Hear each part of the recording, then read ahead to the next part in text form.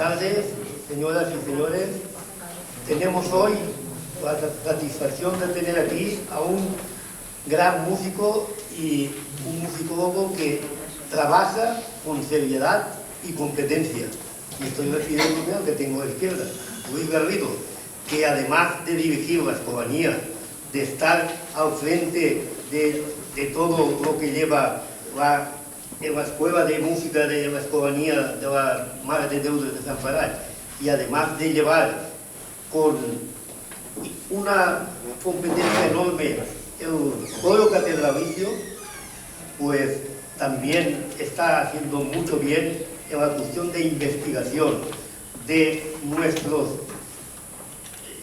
nuestra historia en diferentes frentes, porque desde luego, claro, este año es el 250 aniversario de Beethoven, pero Beethoven ni hay películas ni hay de todo, pero sin embargo de Manuel Penella, que fue un gran compositor, nacido en el Carmen, nadie sabe nada. Yo, por ejemplo, estoy estudiando para hacer un libro dedicado a Manuel Penella, porque además es que es importantísimo, la mal querida, Don Gil de Alcalá y un larguísimo etcétera, que muchas cosas no están ni instrumentadas. Pues el trabajo, ¿qué hace el trabajo? Pues un trabajo continuo y, como había dicho ya, muy serio.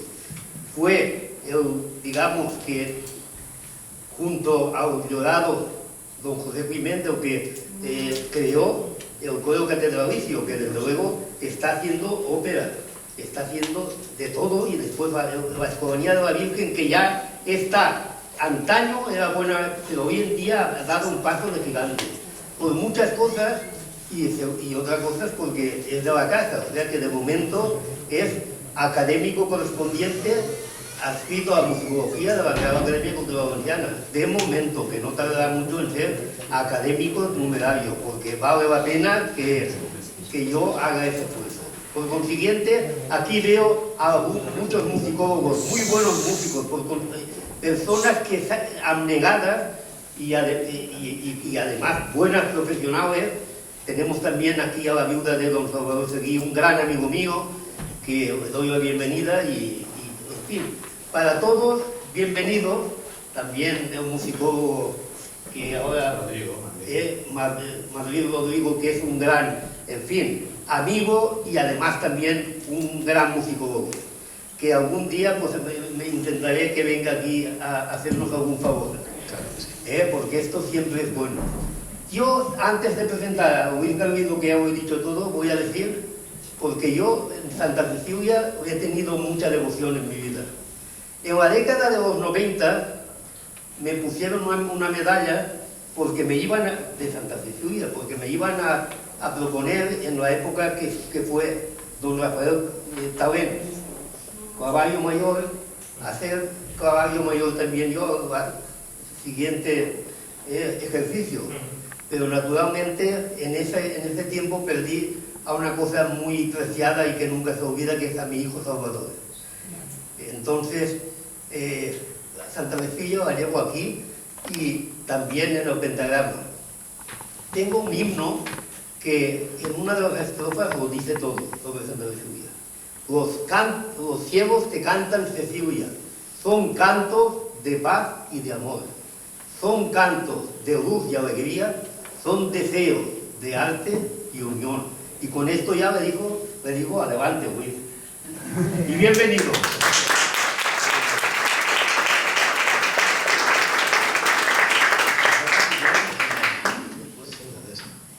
Pues bueno, buenas tardes. Muchas gracias, don Salvador, por su presentación generosa en mi persona, y que bueno, pues que agradezco mucho y que, como siempre decimos, a nadie le amarga un dulce. Pues dicho esto, también doy las gracias a la Real Academia por cedernos este espacio, ¿no? de poder pues hacer lo que nos gusta, que es hablar de historia. Y también gracias pues a todos los que asistís aquí a esta conferencia, que con mucha ilusión he preparado, especialmente, pues, en fin, lo tengo que decir así, pues todos los que sois y formáis parte de la Asociación de Profesores Músicos de Santa Cecilia, que estáis siempre apoyándome desde el minuto 1, todos los que formáis parte de la Junta, y que habéis tenido el gusto de venir aquí esta tarde y oírme pues lo que seguramente pues que todos ya sabéis, ¿no? Porque conocéis la historia de la asociación. También gracias a todos los que habéis venido también, amigos, músicos, musicólogos, familia también que estáis aquí congregada. Muchas gracias por venir aquí. Mirad, siempre me ha parecido especialmente interesante la génesis, los comienzos de aquellas instituciones, asociaciones, entidades que pueblan nuestra sociedad. Porque detrás de estos comienzos, de estas ilusiones, no cabe duda que lo que siempre hay son unas grandes personas, con mucha ilusión y con unos objetivos muy loables. Fijémonos aún solo en unos instantes en esta institución, en la Real Academia de Cultura Valenciana, de la que me honro ser académico correspondiente, como ha dicho don Salvador, pues tiene un sentido fundacional, un comienzo que es el fruto de los pensamientos e inquietudes de ciertas personalidades. Hagámoslo de la Escolaría de la Virgen, como se hizo en su momento en una conferencia, o en cualquier entidad que se precie. Pensemos, por ejemplo, en el Conservatorio Municipal de Valencia, José Iturbi, en tantas y tantas asociaciones que en sus génesis, en los orígenes de todas ellas y su estudio, es el encuentro con personas, ambientes, hechos, vicisitudes muchas veces inquietantes que hoy nos enriquecen en nuestro acervo cultural.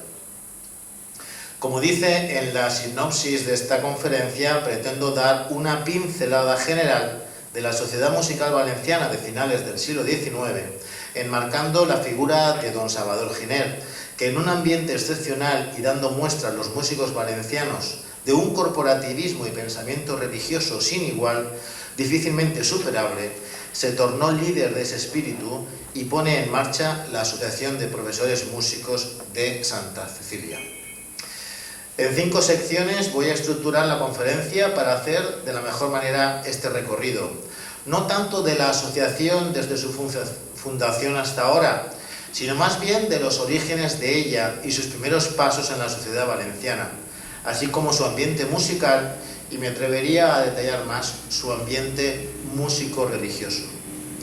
Así pues, primero dedicaré unos minutos a este cometido, el ambiente musical del llamado romanticismo musical y posromanticismo, la llamada renaixença valenciana.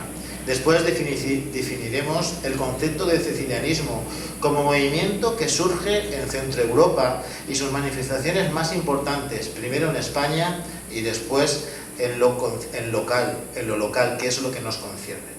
También buscaremos puntos de encuentro donde conviven la llamada renaixença y el espíritu del excepcionalismo.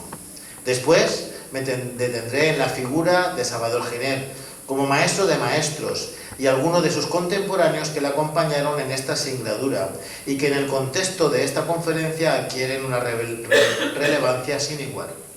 Más tarde nos adentraremos en la fundación de la asociación, primeros años de funcionamiento y algunas notas curiosas que la hacen tan singular.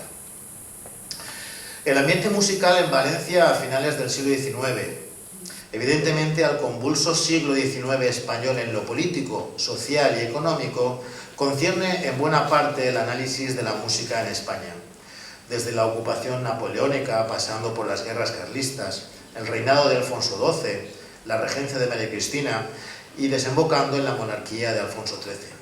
Toda esta inestabilidad no ayuda para el cultivo de la música, aunque haya honrosas excepciones. No olvidemos que el XIX no es tanto un siglo de decadencia después del Ilustrado XVIII, es un siglo convulso también en las artes, y el llamado periodo romántico prevalece como una suerte de movimiento cultural complejo, diverso pero también riquísimo, como todos sabemos. En líneas generales, la música, especialmente a partir de la tercera década del siglo XIX, en 1830, es cada vez más influyente en la sociedad. En esa música que está impregnada del italianismo, que hace que asistir al teatro, a la ópera, sea un signo de cultura, y el interés de la aristocracia haga que la música genere nuevas expectativas en cuanto a la educación y a la aparición de escuelas de música, así como de las bandas y de los coros. Ese resplandor del repertorio lírico ya a mediados del siglo de la zarzuela, como identidad de la renaixença en nuestro ámbito local, hace que la música profana esté tomando posiciones frente a la omnipresente música religiosa, que por supuesto aún lo será a pesar de las vicisitudes.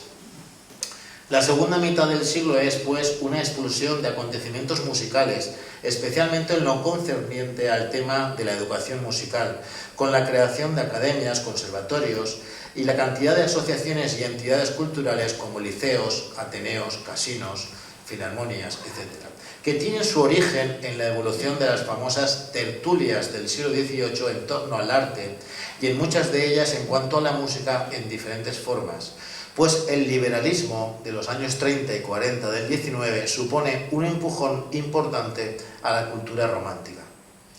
También la formación de coros que saltan desde la escena del teatro, del mundo de la lírica a potenciar el canto como actividad cultural y de arraigable popular. La consolidación de las bandas con un repertorio ya más propio y teniendo cada vez un mayor protagonismo. También es de vital importancia la divulgación de la música, tanto impresa como de todo tipo de publicaciones alrededor de la música. El panorama de la música religiosa en el XIX aparentemente no es para nada alentador, pues hay un primer periodo de decadencia propiciado, como bien sabemos, por el empobrecimiento de la Iglesia tras la desamortización de los bienes eclesiásticos de Mendizábal en 1835 y la firma del Concordato en 1850, lo que conlleva a la desaparición o deja muy mermadas las capillas de música, con lo que supone después del esplendor de varios siglos. A ello se suma la, llamémosle así, injerencia de la música italiana en prácticamente todas las posibilidades musicales y también la consecuente obligación de los músicos a ya no depender solo de la Iglesia y de por tanto ser músicos podríamos llamar mixtos o que dependían solo de un solo oficio, también necesitaban buscar otras alternativas. Este panorama musical en Valencia a finales del siglo XIX nos muestra una sociedad donde es evidente que hay una fuerte actividad musical. Por un lado, el auge de la música teatral con la creación de teatros, que pasa del estilo italiano en las óperas con la decadencia de la música instrumental y el auge de la zarzuela, y también la proliferación de la música de cámara. También tenemos los dos grandes focos de música sacra, como son la capilla del Corpus Christi o el Patriarca y la Catedral de Valencia, pues aguantan los envites de las dificultades de la Iglesia. Es también señalable el fenómeno particularmente valenciano de las capillas concordadas, fruto del ingenio de los músicos locales. Aparece también la consecuente rama pedagógica, como ya hemos dicho, con esa aparición de centros de aprendizaje y especialmente la creación de escuelas de música, como la Escuela de Música Municipal o del Conservatorio. A expensas principalmente de la Asociación Económica de Amigos del País, entidad pionera en el tema académico. También es propio de esta segunda mitad del XIX la proliferación de entidades culturales, como hemos dicho antes. Citemos algunos: la ya comentada Sociedad Económica de Amigos del País, la Sociedad Recreativa El Iris, el Ateneo Científico Literario, actual Ateneo de Valencia, la Academia Científico Literaria de la Juventud Católica, la Sociedad Coral El Micalet, los Rap Tenat, la Hermandad de Profesores Músicos de San Vicente Ferrer y la Virgen de los Desamparados, entre otras. Unas directamente y otras por secciones, todas tenían vinculaciones con la música y estuvieron, y en algunas todavía están pobladas, de insignes músicos valencianos. La Renaixença como encuadre de todo este movimiento social. Como constata el profesor Vicent, símbolo de la Universidad de Valencia, el origen de este movimiento cultural en Valencia es en 1830, a raíz de la publicación del poema En los días del nostre rei Fernando, de Peirolón, en contraste con la aceptación más popular de que fue a partir de los primeros Juegos Florales de 1859. El máximo esplendor de la Renaixença fue sobre la década de los 70, con las figuras imprescindibles de Constantí Llombart y de Teodoro Llorente. La Renaixença aúna diferentes artes bajo el prisma de la recuperación del autóctono, con el referente de la lengua propia, y se extiende por la literatura, la plástica, la arquitectura. Busca un nuevo valor nacionalista de lo popular y es en la música donde tiene una de sus expresiones más importantes. La zarzuela se convierte en un medio idóneo para que el acervo popular y lo auténtico se reivindique. Tres nombres propios son los que inician y sustentan la Renaixença musical valenciana, incluyendo campos como la nueva musicología y la creación. Se tratan de Juan Bautista Guzmán, José María Úbeda y Salvador Giner. De ellos afloran, a partir de nuevas investigaciones como la de Elena Micó, nuevos nombres como el de Amancio Amorós o precisamente Manuel Penella, como ha nombrado antes don Salvador. Aparecen aquí ya tres nombres fundamentales en el desarrollo de la nueva Asociación de Profesores Músicos de Santa Cecilia. Conectaremos enseguida con otros nombres fundamentales, haciendo también alusión al movimiento que musicalmente y paralelamente a la Renaissance recorre Centro Europa y que para mí es fundamental en la creación de la asociación que presido, el movimiento cecilianista. Origen del movimiento ceciliano en Europa. La injerencia de lo profano en el ambiente musical religioso, aunado con la versión más romántica de la vuelta al auténtico y el impulso nacionalista, crea el clima perfecto para que en el ambiente musical centroeuropeo se den los primeros intentos por una reforma de la música sagrada.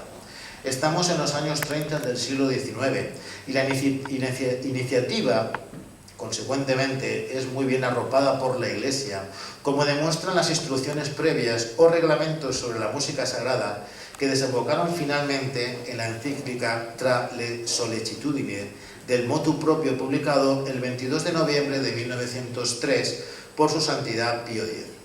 En resumen, las aspiraciones del movimiento cecilianista en general fueron la restauración del verdadero canto gregoriano, con la puesta en escena fundamental de la abadía de Solesmes, la recuperación de la polifonía clásica del siglo XVI en torno a la figura imprescindible de Pierluigi de Palestrina, la preponderancia del órgano como instrumento rey de la liturgia y la creación de un estilo en cuanto a la composición atendiendo a los anteriores criterios.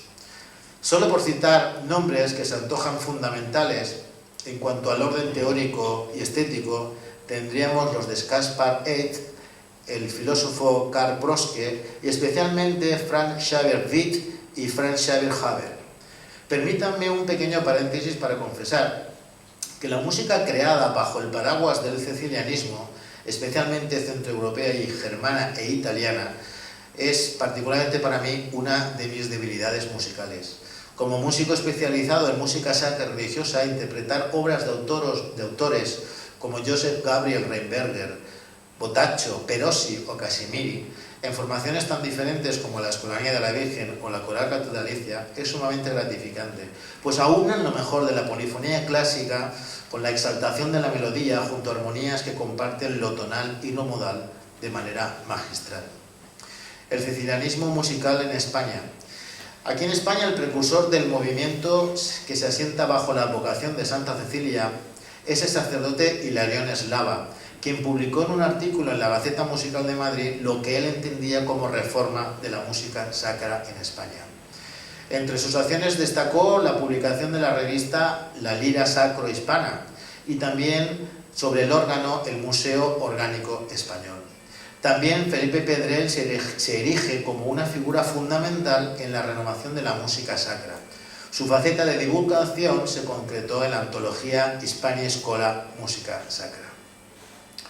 La Renaissance y el cecilianismo en Valencia. No cabe duda que los reformistas de la música religiosa en Valencia son también miembros destacados del movimiento de la Renaissance. Que confluyen intereses es evidente y que son compatibles también. No puedo ni es justo equiparar movimientos, pues los postulados cecilianos se vieron enmascarados en los de más alta estima de los postulados nacionalistas valencianos. Referencias al vocablo los tenemos en la creación del Orfeón Ceciliano en 1862 y de nuestra propia asociación, de la que luego concretaremos. Aparecen aquí de nuevo los mismos maestros que destacaron musicalmente en la Renaissance como reformadores de la música sacra valenciana. Juan Bautista Guzmán, por sus referencias históricas al recuperar al imprescindible maestro de capilla del XVII valenciano, Juan Bautista Pómez.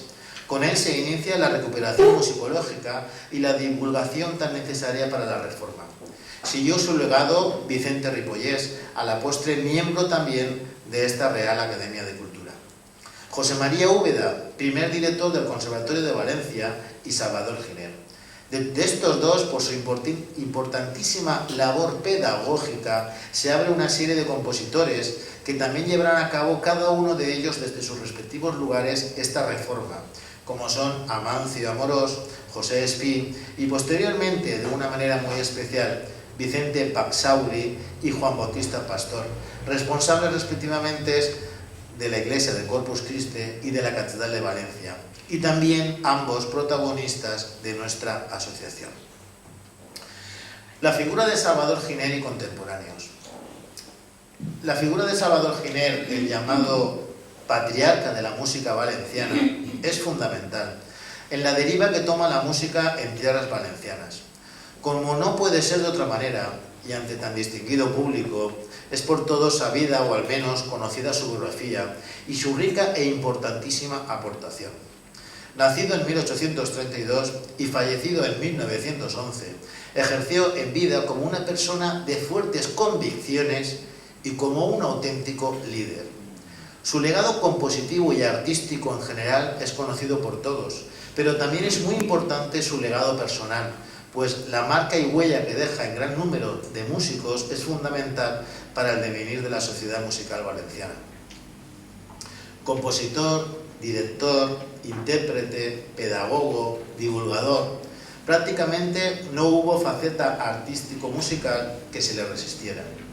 Formado en la Catedral de Valencia con Pascual Pérez Gascón, supo aunar diferentes estilos y compuso tanto música profana como religiosa, aunque en su catálogo la religiosa ocupe un puesto primordial, pero finalmente sea más aceptado por su música instrumental, especialmente por sus poemas sinfónicos y zarzuelas. Tomemos algunos apuntes de la personalidad de Salvador Giner que nos van a dar una idea más pormenorizada en cuanto al asunto que nos congrega. Su educación musical estaba enraizada con la tradición eclesiástica, ya lo hemos dicho. Su profunda religiosidad y convicciones religiosas, no en vano, le tachaban de beato. Su don de gentes, su carácter, diferente pero que denotaba cierto liderazgo. Musicalmente supo compaginar, intentando el equilibrio entre su música instrumental, escénica y religiosa, la influencia de las formas italianizantes con un lenguaje musical sacro acorde, aunque no siempre, ni muchísimo menos, con los postulados ya hablados de reforma. Como dice Manuel Sancho en su trabajo biográfico sobre Giner, este tuvo detractores en cuanto a su música religiosa, en tanto en cuanto tachan a su música religiosa de excesivamente teatral. Giner es consciente de todo aquello que ocurre a su alrededor.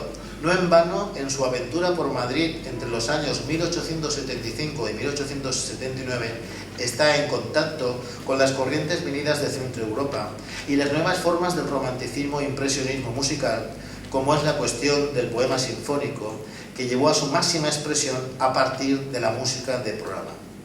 Ahí sus obras sinfónicas, con ese espíritu tan valenciano y tan a la moda de la Renaissance, como Nit del Baix o el Chopin hasta la Moma. Su manera de ser y su notoriedad le llevan a estar presente en todo acontecimiento musical y manifestación cultural que se precia en Valencia, que convirtió al maestro Giner en centro de la música valenciana. Es presidente de secciones de música y pertenece a la directiva de numerosas asociaciones como los Rat Penat, el Conservatorio, la Banda Municipal y un largo etcétera. Contemporáneos de Salvador Giner. Con los referentes que he dado sobre el patriarca de la música valenciana, de su peso específico en el panorama musical valenciano, es preciso destacar, como no podía ser de otra manera, la cantidad de músicos que podía aglutinar a su alrededor. Era capaz de organizar veladas de carácter instrumental profano y tocar música instrumental o estrenar alguna de sus obras, y por supuesto era capaz de atender múltiples actos religiosos, pues a su llamada respondían sus coetáneos. Coetáneos que eran colegas de profesión y también muchos que eran sus discípulos y que sentían la atracción maestro-discípulo en todo aquello que el maestro solicitaba. Los que trabajaban con él, los que estudiaban con él. En definitiva, asumió un liderazgo musical muy importante. En el terreno que nos ocupa, que en principio tiende más a lo divino que a lo humano, sus coetáneos eran reformadores de la música sacra, como no podía ser menos. Él era discípulo de Pérez Gascón, como ya hemos dicho, y uno de sus coetáneos con los que más relación tuvo fue José María Úbeda, con el que compartió la maestría del citado Gascón. De la siguiente generación, pero íntimamente relacionados, son tanto Amancio Amorós como Vicente Ripollés, también Francisco Antich, Pedro Sosa o Francisco Peñarroja, solo por citar algunos que comulgaban, nunca mejor dicho, con los postulados de la Reforma e intentaron, sin menoscabo de esfuerzos, llevarla a cabo. De ellos merece especial atención Vicente Ripollés, a la postre fundador de la Asociación Ceciliana Española en Madrid en 1912 y bastante antes cofundador de nuestra asociación. La fundación de la Asociación de Profesores Músicos de Santa Cecilia. Llegamos al momento culminante de la conferencia. Creo que tenemos los datos suficientes y necesarios para comprender los motivos que originan que hoy estemos aquí, oficialmente 123 años después y oficiosamente 130, dando explicaciones del porqué de una institución más que centenaria que, pese a los inconvenientes y los sinsabores, permanece viva en este singular siglo XXI. Me llamó la atención desde el primer momento que hojeé el imprescindible libro del buen amigo Roberto Loras un detalle, no sé si denominarlo fundacional, pero sí al menos iniciador de esta historia. Dice así en la página 5, en el primer capítulo, intitulado Constitución de la Asociación. Dice así, abro comillas. Según el preámbulo del primer libro de actas de esta asociación, desde el año 1890 venían reuniéndose una vez al año sin interrupción para celebrar una misa de comunión algunos profesores músicos el día de Santa Cecilia, por invitación de la redacción de la Biblioteca Sacro Musical, en la Real Capilla de Nuestra Señora del Aseo, aquí muy cerquita. Se entiende por la redacción a los editores y fundadores de esta revista, el músico Francisco Antich y el editor y también músico Luis Tena, que además consiguieron que en 1894, un punto de inflexión muy importante, cuando su publicación fue premiada en la sección de Artes e Industrias en la Exposición Universal. Enseguida, la redacción del texto del maestro Lora se va hacia la figura de Salvador Giner.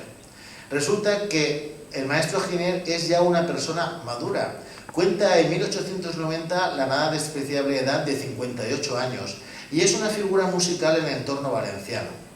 El movimiento ceciliano en cuanto a la reforma de la música sacra y el movimiento nacional de la Reina Isensa se encuentran en pleno apogeo y un grupo de profesores, especialmente desde 1895, deciden fundar una asociación de profesores músicos bajo la advocación de Santa Cecilia, cuyos fines se encaminaran a honrar a su santa patrona y fomentar el mejoramiento de costumbres en sentidos católicos entre los profesores músicos de esta ciudad. Así pues, consigue Giner congregar a muchos más músicos y él mismo presenta el reglamento que habían elaborado junto a otros destacados músicos. Así pues, por fin, aquel 22 de noviembre de 1897 se proclama la primera junta directiva de la recién creada asociación.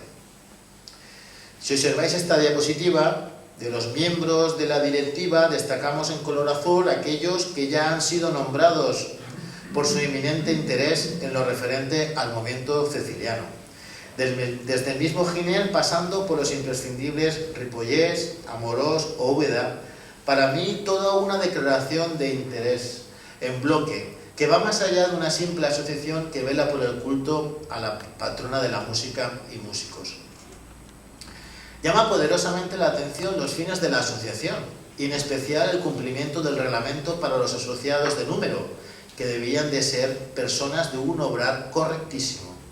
Otro detalle significativo era lo piadosa que era la asociación, estipulando oraciones al comienzo y al término de las juntas, y la realización de pláticas religiosas en 1889 dan idea de la corrección y exquisitez de conducta en cuanto a la práctica se exigía a los miembros.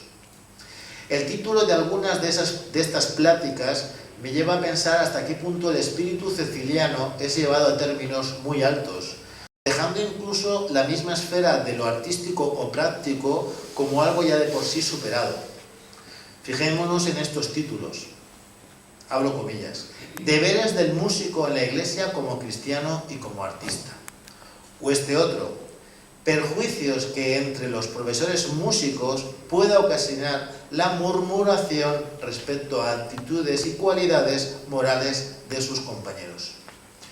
Dejan a bien claras las intenciones de la asociación y su reglamento. El punto extremo parece llegar cuando algunos asociados postulan que además de los fines que tiene la asociación y su reglamento, se atienda el lado práctico del músico creyente y practicante, y proponen que ante la incursión de músicos anticatólicos en las funciones religiosas, solo puedan tocar en ellas aquellos que sean católico-practicantes. Idea que después de meses de discusión se desvaneció por poco menos que imposible. Y ahora también abro aquí un pequeño paréntesis. En nuestra sociedad del siglo XXI, ¿no?, en la proliferación de músicos que ejecutan obras que las harán muy bien en cuanto al nivel artístico, ¿no?, pero que detrás de esa ejecución no hay un alma, no hay una creencia en lo que estás haciendo. En aquel momento ya esto se vio como esa manera de llegar a una, una manera moralmente superior, ¿no?, de intentar que el músico crea en lo que practica. Otro punto importante que manifiesta la destacada presencia de los postulados cecilianistas en nuestra asociación es el repertorio escogido para su función principal, que todos sabemos que es la misa de comunión del día de la festividad, lo que llamaríamos ahora la misa solemne, ¿no? Estando en su junta directiva quien estaba, y a pesar de que Giner no lo podemos catalogar como un auténtico purista en la reforma de la música sacra, al contrario que Ripollés o Úbeda, que sí que lo fueron. Giner es el primero que gestiona y hace del repertorio de esa misa festiva un auténtico motor de la asociación, un modelo de los cánones reformistas. La interpretación de la misa de Tomás Luis de Victoria, Organum Gloriosum ex Regnum, es buena muestra de ello. Siguiendo en la estela del repertorio, es significativa como el propio Giner compone para el año siguiente de la fiesta, 1898, la misa Jubilate Deo Omnis Terra, en estilo severo o de contrapunto renacentista, y lo acompaña con piezas de José María Úbeda y Amorós. Son evidentes las connotaciones cecilianistas en nuestra asociación, y también es necesario apuntar la importancia que dio Salvador Giner a la asociación si tenemos en cuenta su vinculación en la sociedad valenciana del momento, y que el maestro Giner era requerido para infinidad de actos, asociaciones, conciertos, pero aún así ejerció de presidente desde 1897 hasta 1909. De hecho, una primera crisis sufre la asociación a la par que el maestro Giner envejece, se debilita y, aun siendo presidente, deja de asistir a las funciones programadas y juntas previstas. Su hasta entonces vicepresidente, alumno y amigo, Amancio Amorós, coge el testigo hasta el término del primer cuarto del siglo XX. Y en este cambio de tercio, como segunda directiva, ya es nombrado Salvador Giner como presidente honorario. Pero esta no quiere serlo de momento, una historia de la Asociación de Profesores Músicos de Santa Cecilia, desde su fundación hasta el 2020. Para ello tenemos el imprescindible libro de Roberto Loras. Como dije al principio, mi intención es buscar la génesis de esta asociación y el porqué. Creo que queda meridianamente claro que lo que se buscaba con la asociación era algo más allá que conocer y practicar postulados en el terreno artístico, sino también que el músico fuera modelo de corrección y de saber estar, teniendo como referente la figura de Santa Cecilia y lo que hoy es muy importante, dar a la música sagrada la importancia y el decoro que merece. Las virtudes cristianas, infusas y naturales, se ven reflejadas en el resumen que de los supuestos fines de la asociación, pues no se conocen, se perdieron en su momento, no figuran las actas, y extrajo en su momento Loras, y que son: Reglamento Fundacional, artículo 1, honrar a su patrona y fomentar el mejoramiento de costumbres, en sentidos católicos, entre los profesores de la ciudad. La visita y ayuda moral a enfermos. Esta asociación solo persigue fines morales. La celebración de comuniones mensuales. Evangelizar o regenerar en sentido católico al músico en general. El perfeccionamiento moral y religioso de la clase música. Ayudar a los músicos más desafortunados. Poner en práctica estos postulados no es ni ha sido tarea fácil. Los momentos de debilidad de la asociación son constantes durante toda su historia según vamos leyendo y conociendo su historia. Desde índole económico a carencia de personas, de falta de proyectos ilusionantes, de falta de infraestructuras, pero aquí sigue la asociación en pie. Destaco en este momento esta foto de la Escolanía de la Virgen, porque a iniciativa de María Elvira, que fue presidenta también, como luego diré, pues la Escolanía participa ya muchos años en la fiesta de la Virgen, ¿no? Y es bonito constatar cómo estas virtudes cristianas que ya entonces pues, se ofrecían como un modelo, pues también son, en fin, rebajadísimas a todo lo que podamos pensar. Son esas virtudes que también queremos enseñar a los niños de la Escolanía, ¿no? Que sepan estar, que tengan decoro, que comprendan que el canto litúrgico es muy importante. Y también, por supuesto, como pone ahí en el recuadro, pues que dos de nuestros directores, dos de mis maestros en la Escolanía, como fueron José Estellés y Melo Meseguer, pues han sido también conciliarios de la asociación. Mirad este significativo cuadro que pongo ahí, que está extraído de una fabulosa tesis. Me ha parecido, buscando información, me ha parecido muy interesante la tesis de la doctora Elena Micó, que se titula Amancio Amorós Sirvent, 1854-1925, y su proyección en la vida musical valenciana. Podemos observar un buen número de asociaciones y colectivos fundados en el 19, a excepción de la Real Sociedad Económica Amigos del País, que se remonta al 18, y comprobamos como muchas de estas instituciones ya hace décadas que desaparecieron y otras persisten, ¿no? Como la que estamos aquí, la Real Academia de Cultura Valenciana. Y tenemos a nuestra asociación, con sus 23 años de historia, en medio de esta sociedad tan globalizada que estamos viendo. Ha sido y es el esfuerzo generalizado de personas que desinteresadamente han puesto lo mejor de sí mismas en pos de hacer de la música el mejor de las artes. Si alguien encarna estas funciones, han de ser sus respectivos presidentes, sus asociados y ahora también los clavarios que año tras año custodian la imagen de la santa y también son modelo de virtud. No me resisto a nombrar a los presidentes que tantas fatigas y horas de esfuerzo han llevado con sus juntas directivas a esta asociación a realizar tantas y tantas actividades.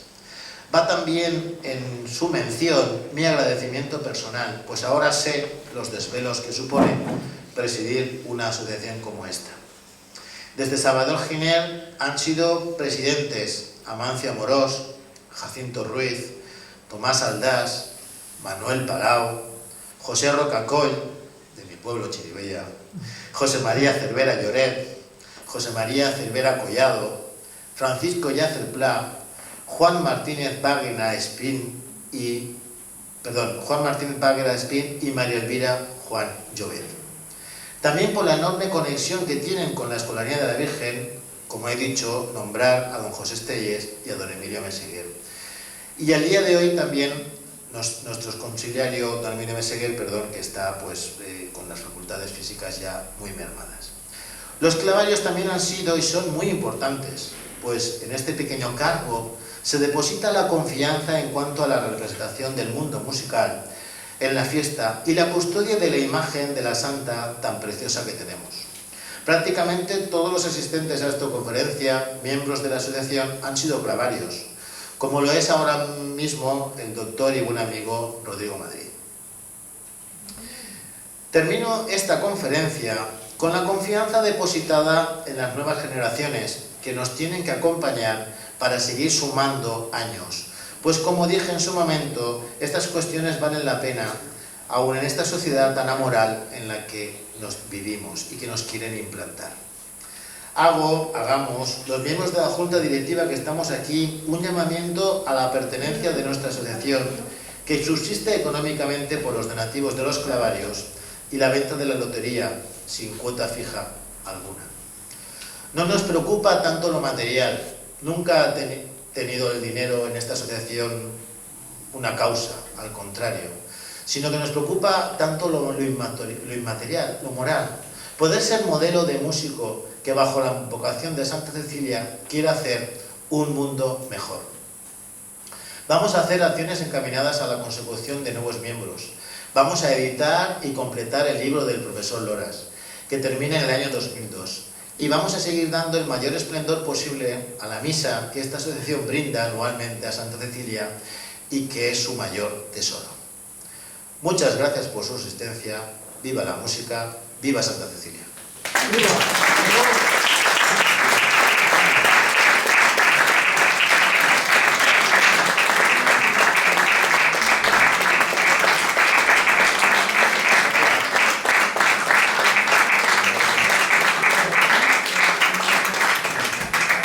Naturalmente, vale, no pasa nada.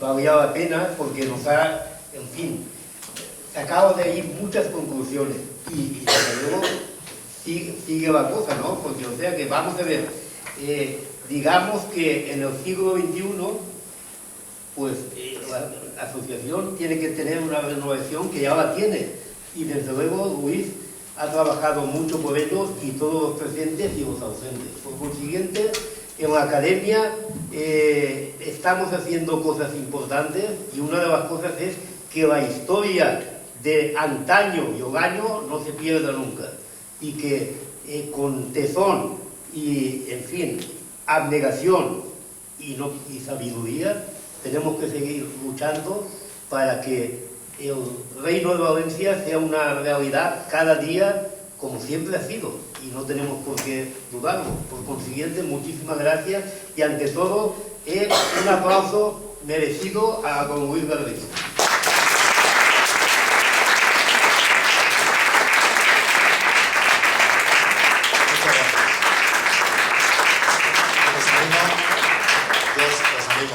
Que conozcáis nuestra asociación. Seguro que me he dejado cosas en el tintero. No quería hacer una historia de la asociación hasta ahora, para eso tenemos ese libro y que vamos seguramente a completar pronto, pero sí que creía conveniente pues conocer los orígenes, esas personas que pusieron su empeño y especialmente al gran maestro Salvador Giner, y conectarlo con esos movimientos, ¿no? tan importantes del siglo XIX que hicieron, pues eso, engrandecer muchísimo la música. Pues muchas gracias por su presencia, espero que os haya gustado.